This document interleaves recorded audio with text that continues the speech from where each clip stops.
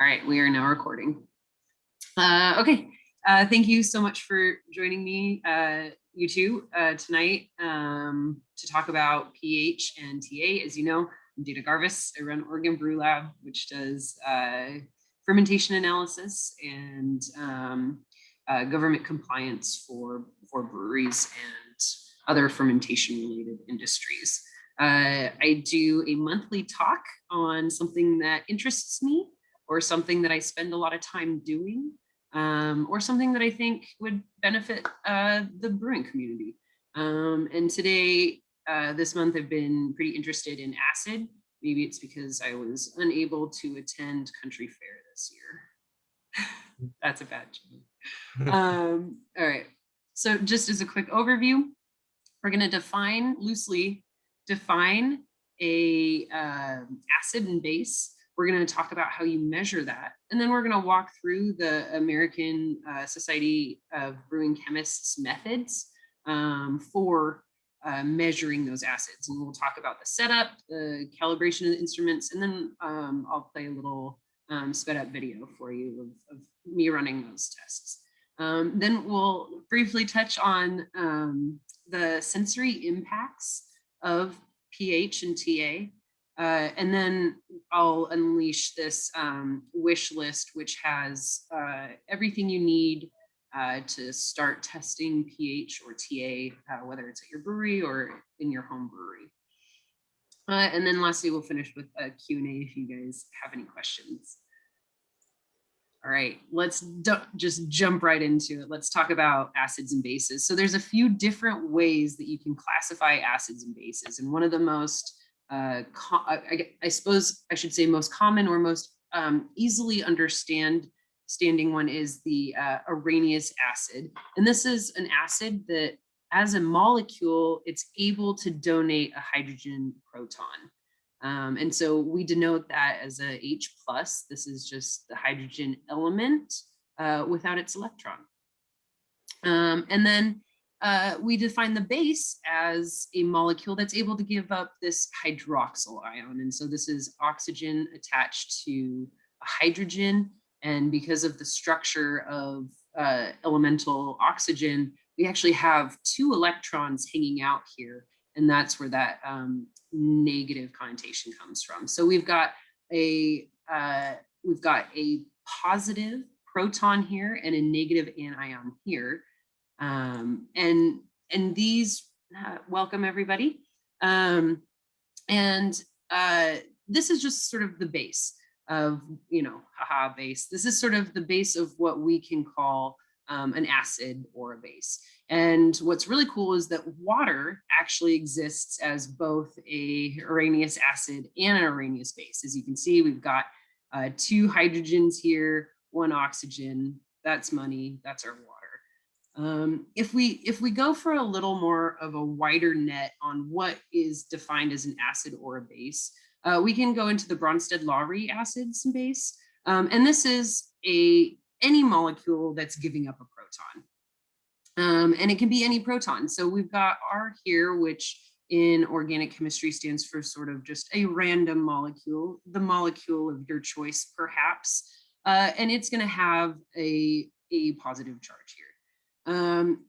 Then we have a Bronsted base, which is a molecule that can actually, here's this random molecule that can accept protons. So it is negatively charged and ready to receive protons.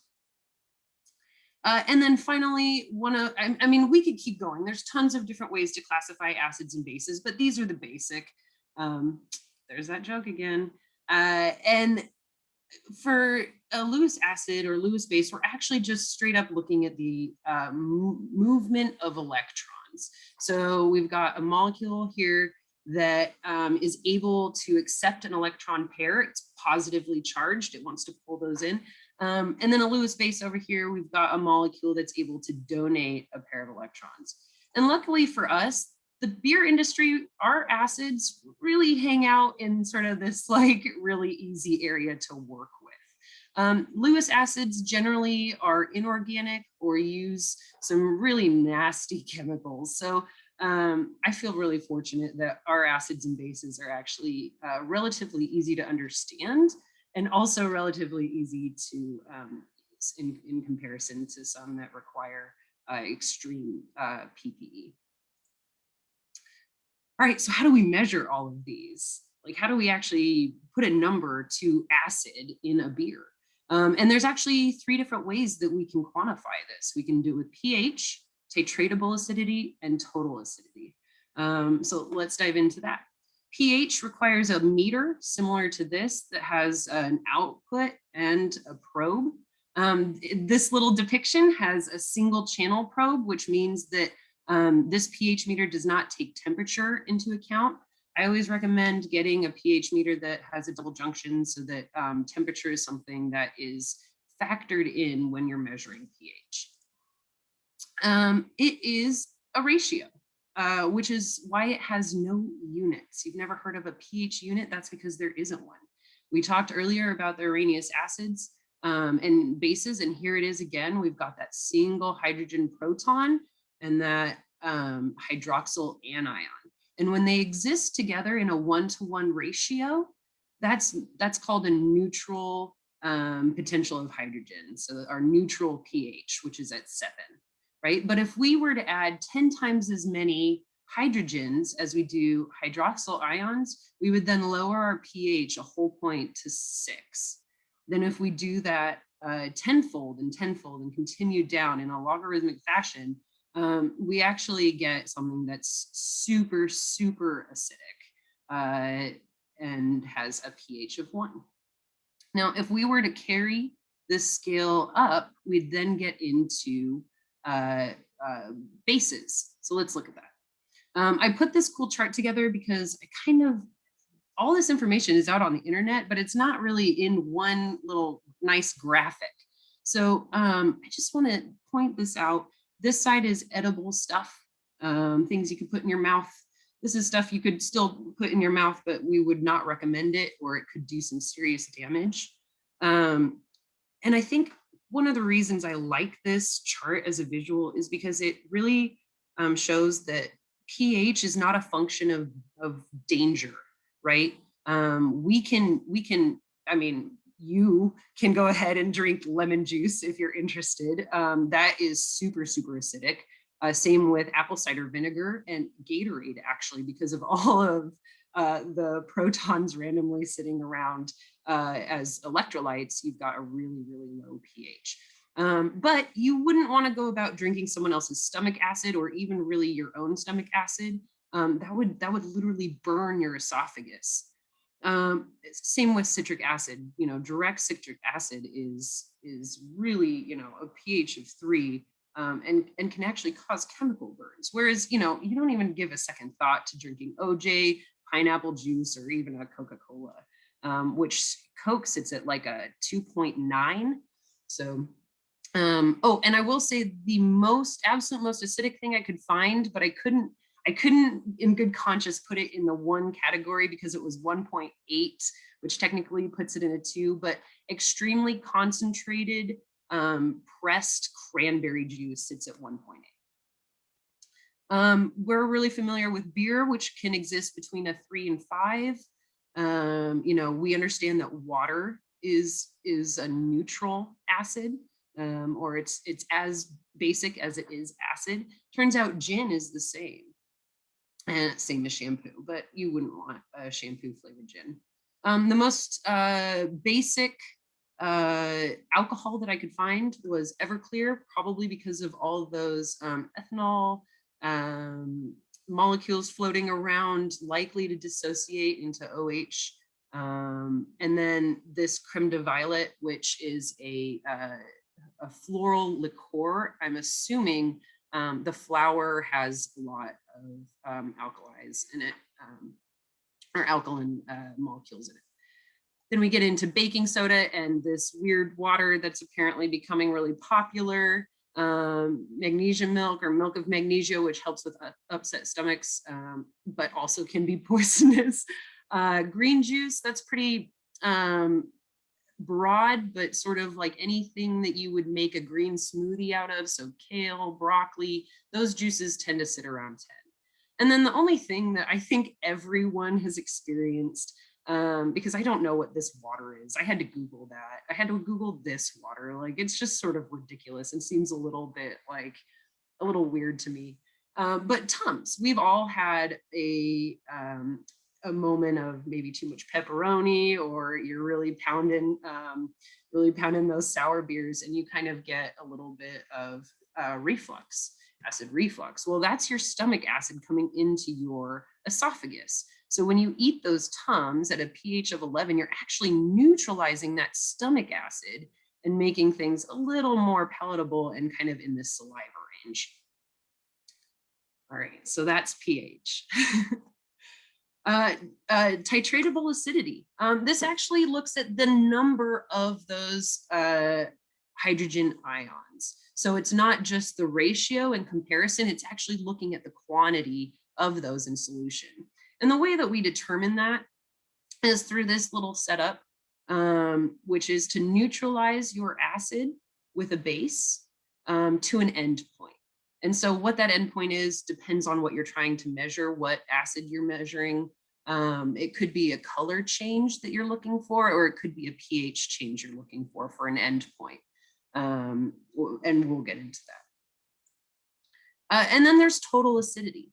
And total acidity is the number of acids in solution. So this for beer means that it includes lactic, malic, citric, I think I'm missing one, but there's a whole bunch of different acids available in beer, and those three that I mentioned, plus one other that I know I'm missing, are really, really common. So common that they make up just about 99% of the acids in beer.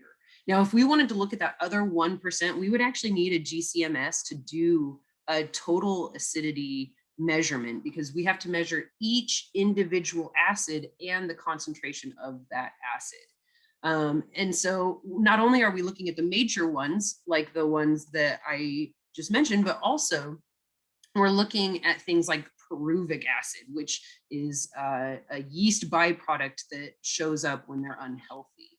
And so when we take all these different types of acids and we measure them and sum it up, that's our total acidity. So it's sort of a little bit impossible, right? Like there is so many things in beer that contribute to acidity or that are considered an acid that you need to measure pretty much the quantity of every molecule in beer. All right, so let's put them together so that we can compare. pH is a ratio. It's just looking at, hey, how many hydrogen protons do I have in solution and how many hydroxyl anions do I have in solution? And in fact, there's even a pOH measurement that looks at the ratio of hydroxyl ions to hydrogen protons. Titratable acidity is the quantity, is the number of these. And then the total acidity is all of the proton donors in beer summed up. So I hope that I kind of got the differences across here. What I really want you to take away, at least between titratable acid and total acid, is that in beer, these are nearly identical. They're so close that we actually use these terms interchangeably. And I think only once in my 10 years in the industry has anyone ever been like, well, which do you mean? Because it essentially, titratable acid gives you a number that is basically 99% of your total acids, even higher. I feel like I'm being cautious there. So we use American Chemical Society of Brewing Chemists method Beer 9 for pH, and for our TA, we use Beer 8A and 8B. So those are the ones that we're going to go over right now. All right. So measuring pH, one of the main and only things you pretty much do when you're measuring a sample's pH is you're also doing a ton of calibration.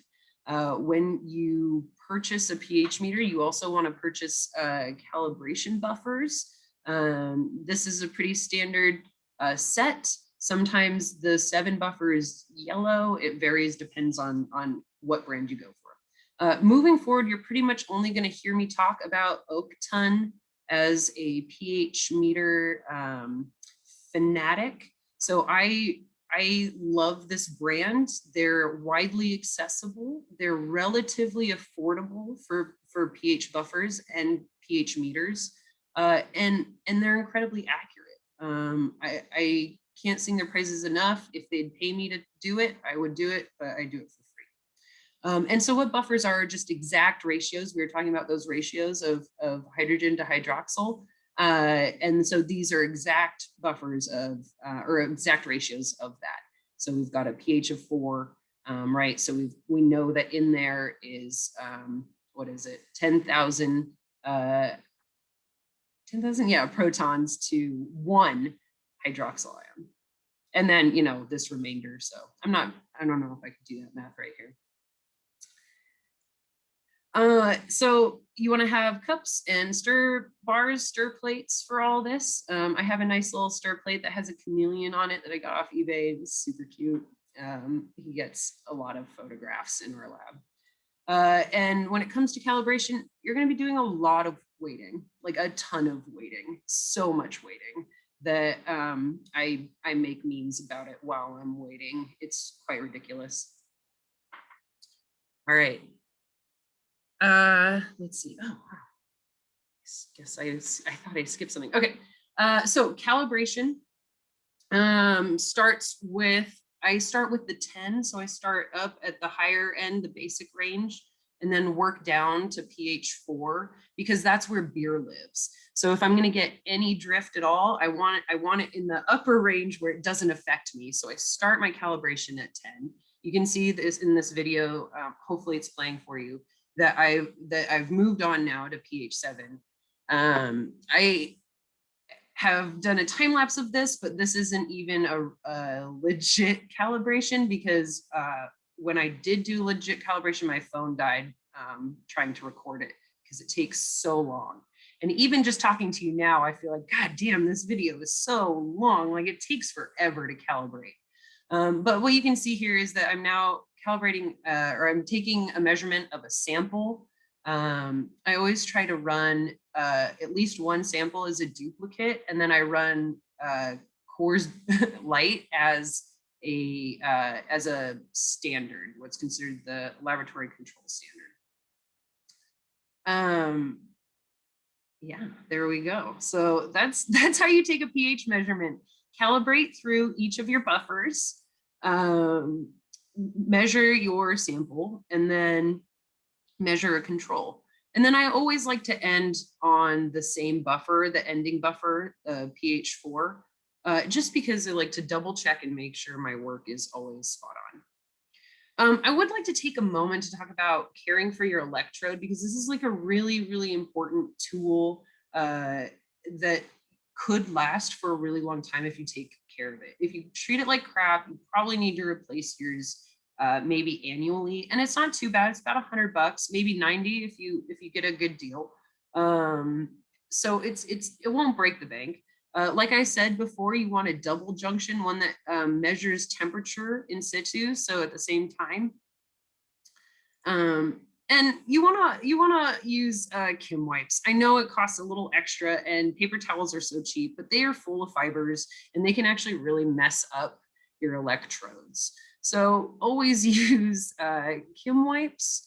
And when you're done with your electrode, you know, make sure you clean it at least once a month. There's a really good electrode cleaner from Oak Ton again, that you just soak for 2 hours, run another calibration, and you're good to go. This thing, electrode cleaner, has really extended the life of my pH meters, I would say, from like 6 months to about 1.5 years.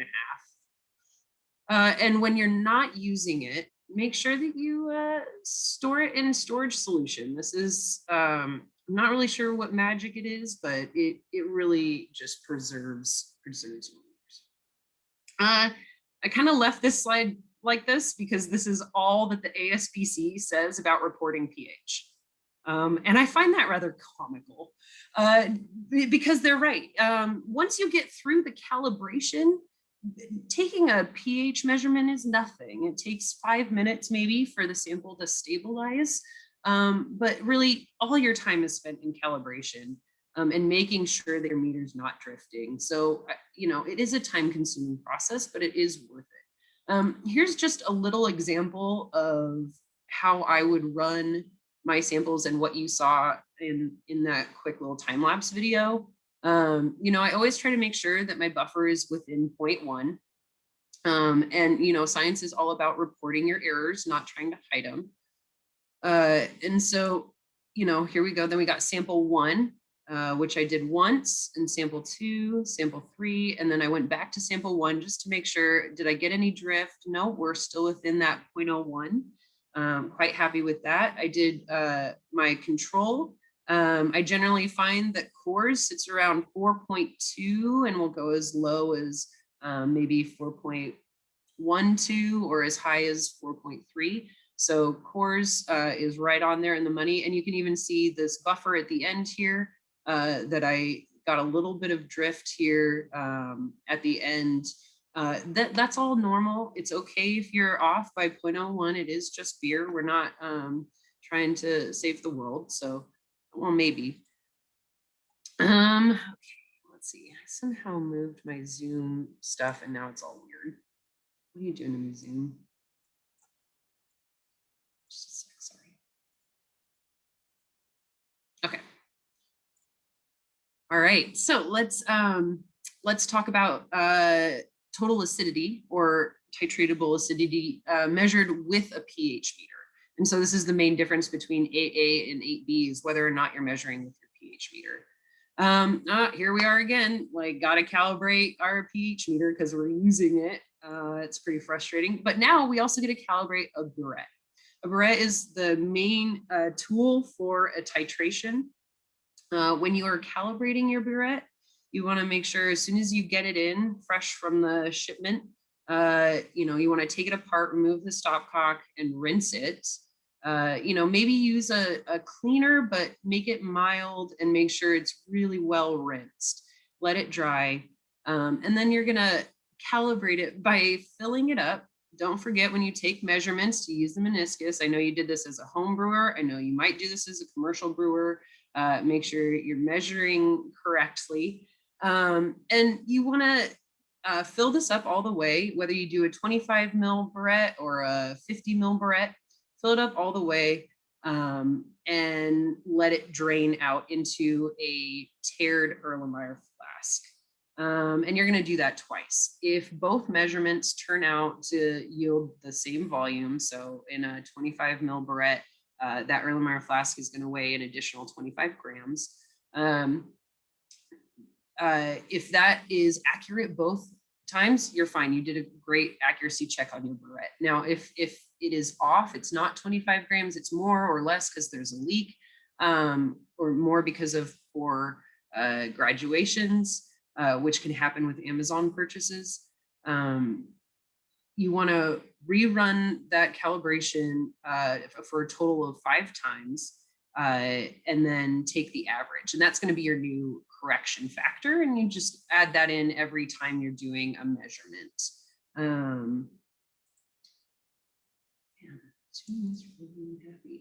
Okay. So this is the basic setup. We've got the pH meter with the probe sticking in. This is like a really old graphic because I don't think I've ever seen a pH meter look like that. Let's see. And then we've got the burette hanging off of a clamp here. We've got our solution. The only thing this doesn't show is a stir plate with a stir bar in here. So let me show you that in theory. All right. So there's my base, that's sodium hydroxide. I just filled this burette. Just making sure there's nothing left in there.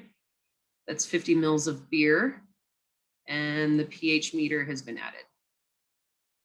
Now I'm slowly adding the base to our beer and watching the pH meter here, and I will stop when the pH reads 8.2. Sometimes I'll go just a smidge, like 1 drop of base over, just to make sure that I've hit it, because sometimes after you've let it stir for a while, it'll settle back down to 8.2. But so then you read your burette, how much base you used to neutralize this to 8.2. All right, so reporting, we're going to go through some numbers here. This equation here, I consider useless. I don't even know why the ASBC even includes this as reporting. No one I know has ever used that value. This value is only useful in that we use it for the actual calculation. So this is our final calculation that we're going to use. We're just looking at the total amount of sodium hydroxide it took to neutralize, and this is the concentration of our sodium hydroxide. And we're looking at how much it neutralized 50 mils of beer. And then we're going to multiply that by what's called the correction factor. And if your burette has issues, you're going to have 2 correction factors. You're going to have your burette correction factor, and then also this one, which will help you determine lactic acid, acetic, I knew it was acetic acid, malic acid, and citric acid. When you multiply by their correction factors, you get how many in grams it is per liter of beer. Now, this correction factor, we could go into the math of how much, or like where these numbers come from, but basically lactic acid is the most predominant acid in beer, in most beers, I should say, especially beers that are being tested for TA. And so when you're looking at the composition of beer and the likelihood of lactic acid donating that proton, the value that they came up with is 90. And this math is available. We can walk through it if you want to email me, but just, take it on faith that other scientists have dealt with this, and this is our easy button. All right, so say you don't have a pH meter, but you're still curious about, how many protons you have floating around in your beer. We can do that with beer 8B. So calibration, hey, we don't have to calibrate the pH meter. Isn't it great? Oh, it's so great. We still have to calibrate this thing now. Well, luckily we did that in the last one, so we don't have to this time. Here's our setup. It's way more basic, because we don't have a pH meter. It's great. All right, let's watch it.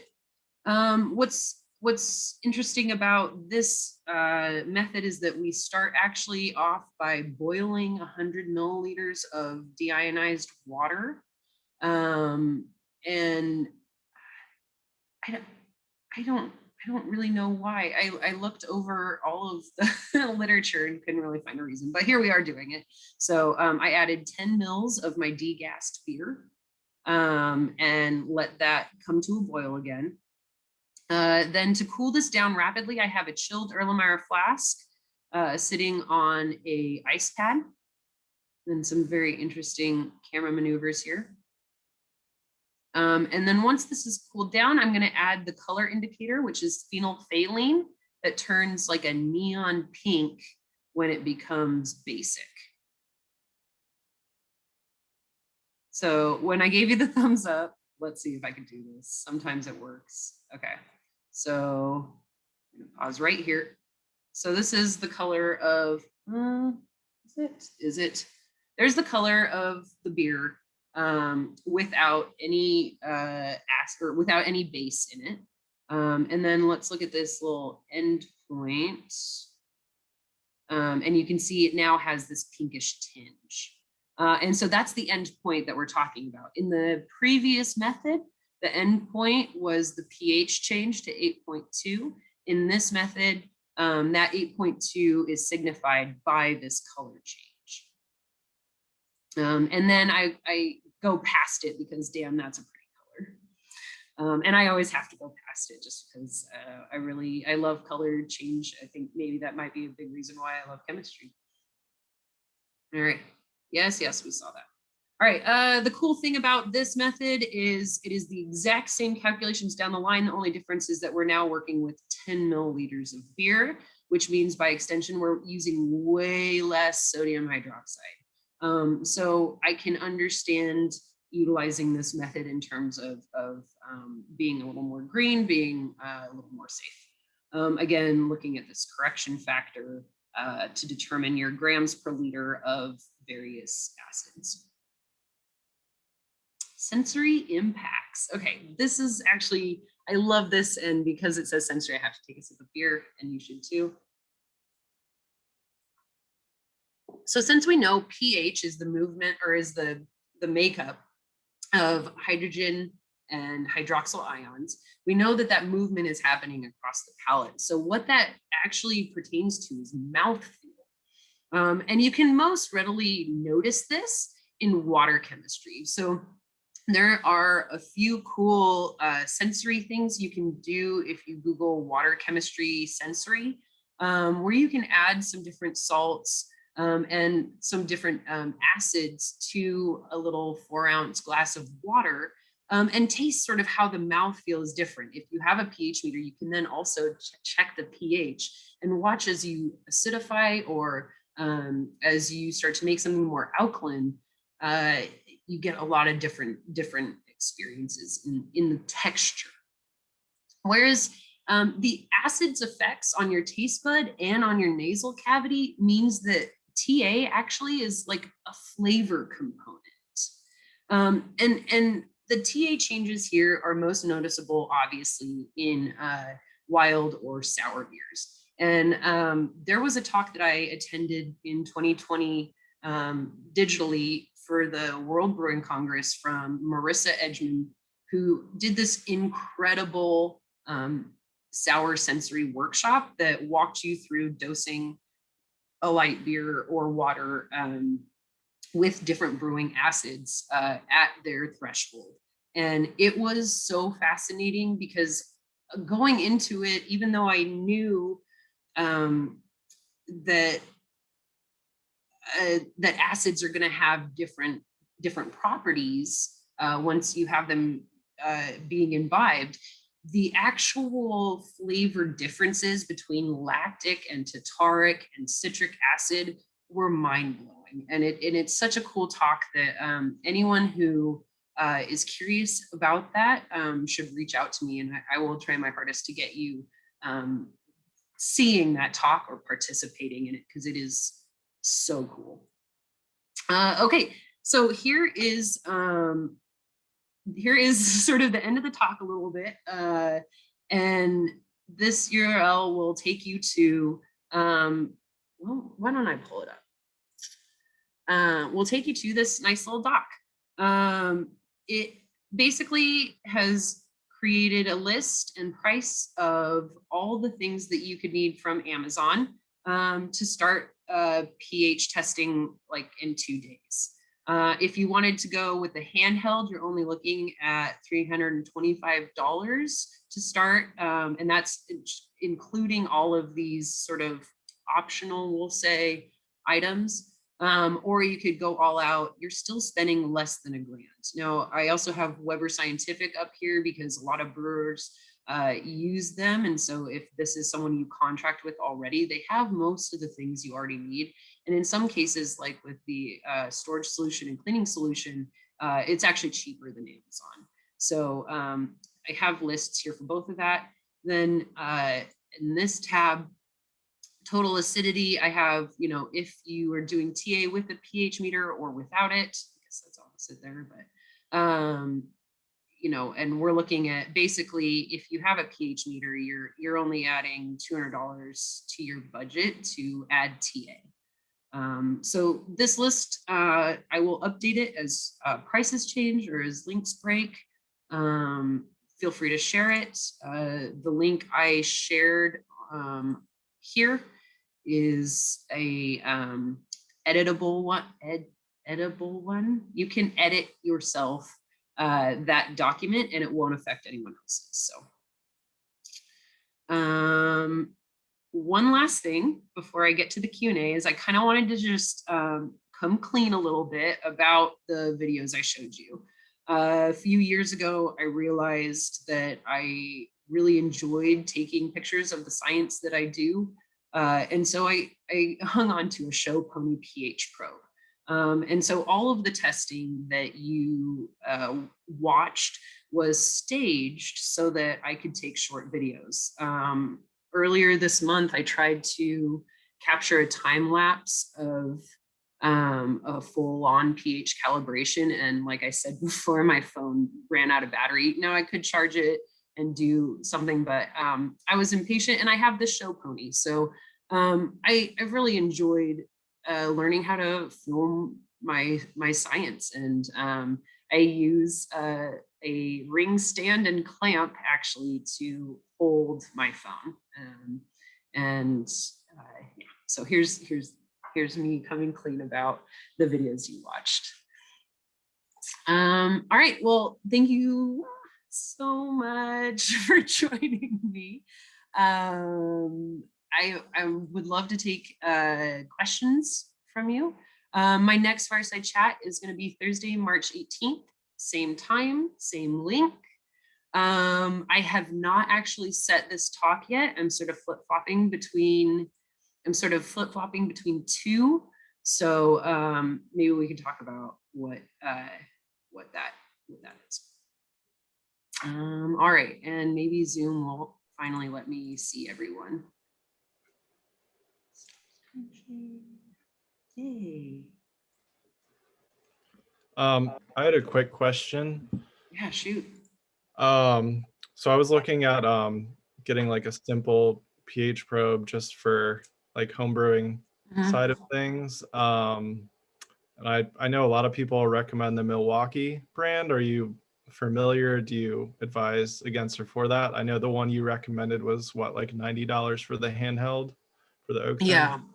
yeah, it is 90, and it's a little expensive, but the handheld is one you don't have to replace the probe as often. Okay. It might be worthwhile. Milwaukee. I have not heard of that brand, so Okay. I can't speak directly to it, but it says it's a double junction. It looks like they make their own buffers. So that's another thing. Always try to stick to your buffer brand, the same as your pH meter. You can of course go outside and choose different ones, but it is standard practice to try and stay within your lane there. Does the same go for storage solution? Is that the same? Like, is that specific to each brand? I'm sure they would tell you so. Okay. But I think, cleaners and storage solution, I think you should be okay if you wanted to go off brand there, or if you wanted to go for like a generic brand or the Amazon brand. Yeah.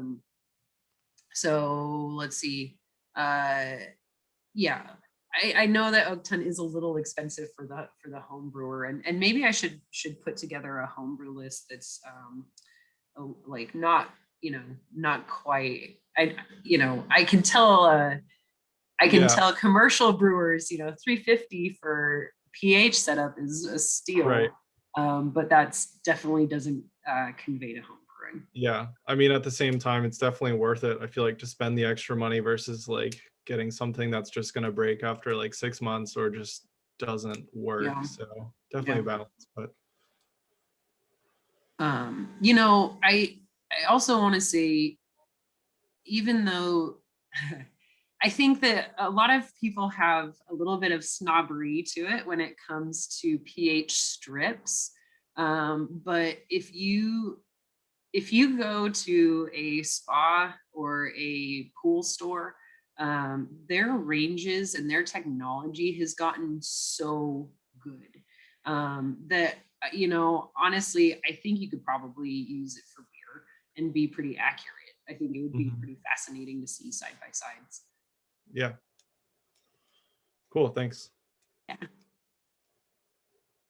Welcome to Adam and Mark and Loy. Thanks for joining. Thank you. Cool talk.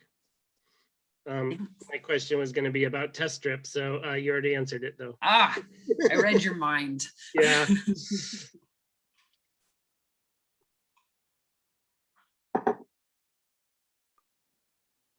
Hi, I had a quick question. Hi. So we have some like storage or some calibration solutions that are expired. Is that like, should I just dump those or can I use them? Okay.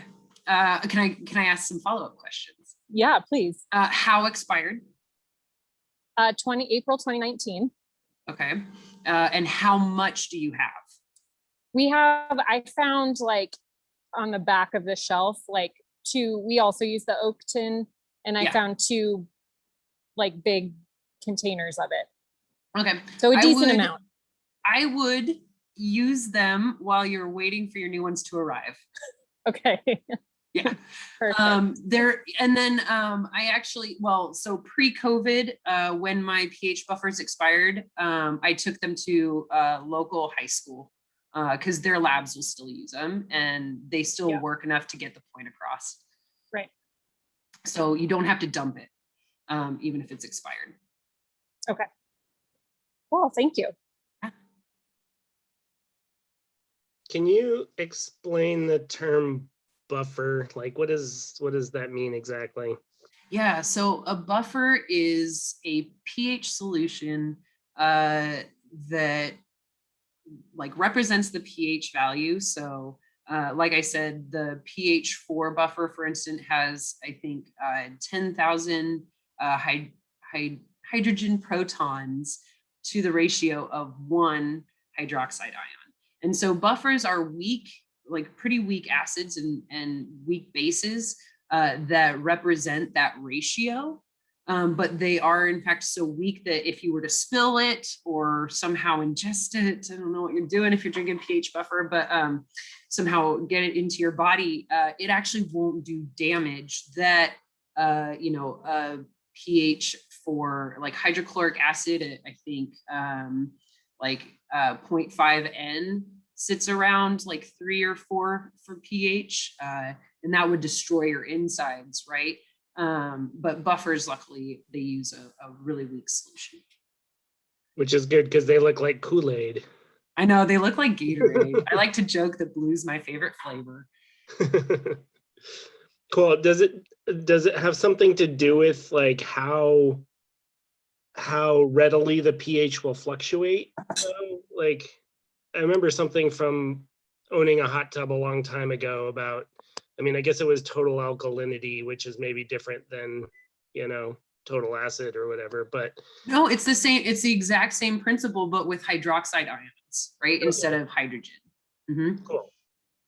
And yes, as liquid moves around, its ions move around also, and ions have a weight, right? Heavier ones will sink to the bottom, lighter ones will float to the top. And there's a bunch of other fluid dynamic chemistry at play there that I won't touch, but that's part of the reason why you want to have stir bars when you're testing pH. Now you can, of course, I put on that list that pH or that stir bars and a stir plate is optional, and that's true. You can, of course, sit there and stir it yourself. You're a good stirrer, so feel free to do that. But I think that for quality of life, it's worth it to get a stir plate. And then that stir plate actually in a home brew or in a commercial brewery setting comes into play for yeast pitches, comes into play for if you're doing a forced diacetyl test. So the nice thing about lab equipment for the brewery is almost every single piece of lab equipment has dual purpose. And so I tried to capture that in the documents that I provided for adding pH and TA to your lab, to sort of represent that, like, if you get this, you can later get TA. If you invest now on a stir plate that has a ring stand, you can then do TA not to, for $200 down the road when you have the money. Cool. Awesome. All right. Any other questions? I think those were awesome.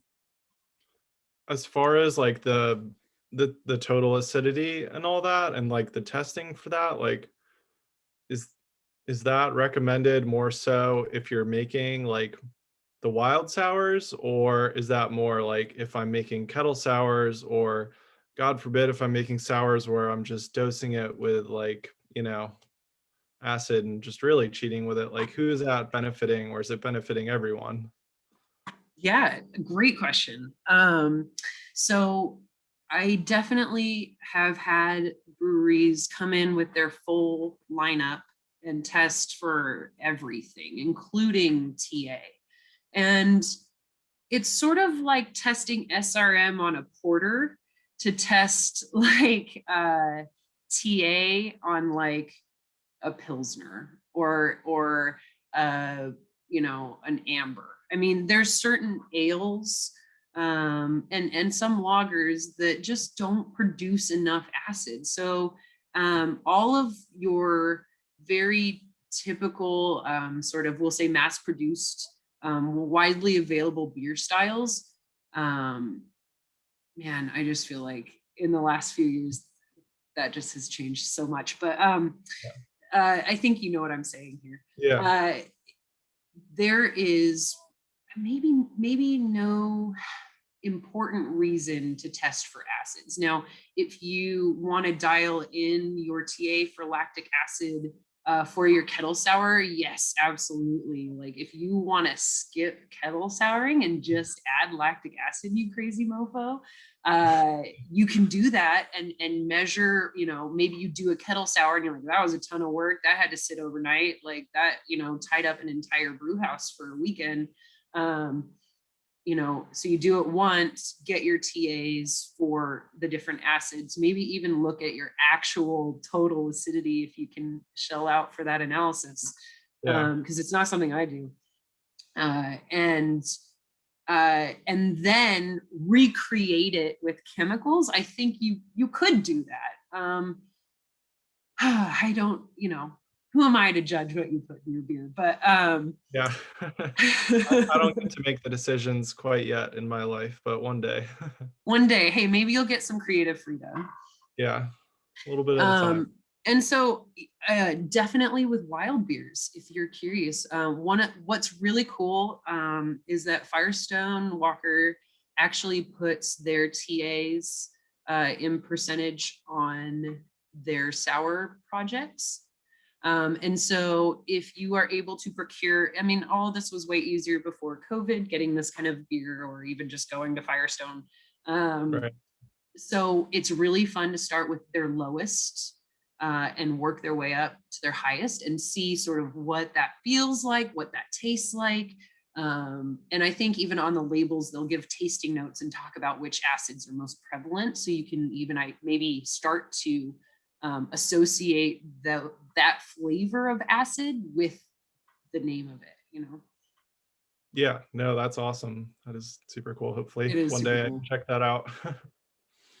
Yeah, I really appreciate that about Firestone. Their lab is really awesome. Nice.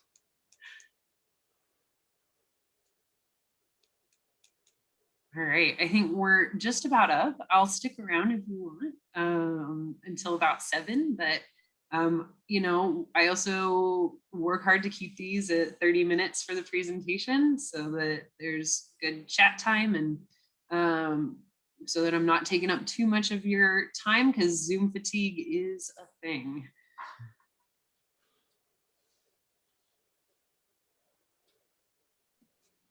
Thanks so much, Dana. I'll see you next month. Awesome. So good to see you, Dre. Have a good one. You too. Bye. Thanks, Dana. Thank you so much. That was awesome. Yes. Thank you. Where are you brewing? I'm in Bozeman, Montana. Awesome. Okay. And I usually work the late shift on Thursdays. So I was like trying to watch the slides, but sometimes you're just in the pocket. And I actually was hilariously taking a pH reading while you were talking about like pH meters. That's beautiful. That is beautiful. So it was great. It was perfect. I'm starting to be in the lab more. So I'm really excited to join on your calls and learn more from you. Awesome. Cool. And I will post a YouTube link to the recording. So if you do want to look through the slides, or if there's anything else you need, just shoot me an email. Awesome. Thanks so much. Cool. Yeah, of course. Cheers. All right. Well, hey, thanks so much, Scott. Yeah, no, that was great. I mean, I could ask questions all night, but I do have like one more Yeah, shoot. dumb one that wasn't really relevant to everyone else. As far as the alkalizer, like the pH probe on that goes, how do you calibrate that? On the Anton Par. Yeah. Oh man. So they have their own process.